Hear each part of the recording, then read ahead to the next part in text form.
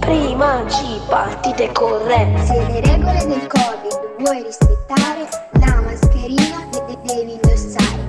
Indossa con cura la tua mascherina e sbarra la strada alla bestionina. E qui viene il bello, lo sai che ti dico? Di eroi mascherati ce ne sono all'infinito.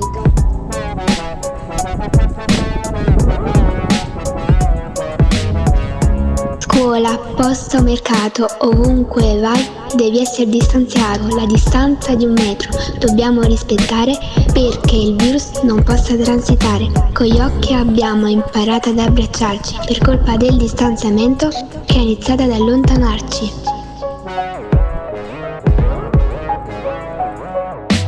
Covid vogliamo abolire, il gomito dobbiamo tossire, la mano dobbiamo far scomparire.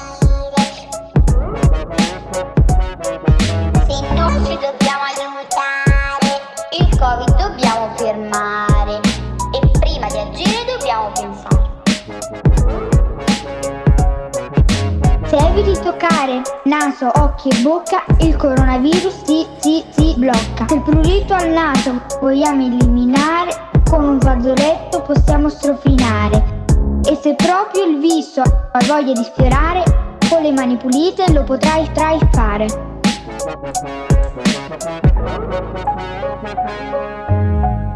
L'igiene è importante, lo dobbiamo ricordare, così ogni microbo potremo eliminare. Se la tua vita vuoi preservare, le 2 mani devi lavare. Questa pandemia non è banale, quindi non agiamo in modo superficiale. Se queste regole noi rispetteremo, presto la nostra vita ci riprenderemo. Vai giù, siamo troppo forti.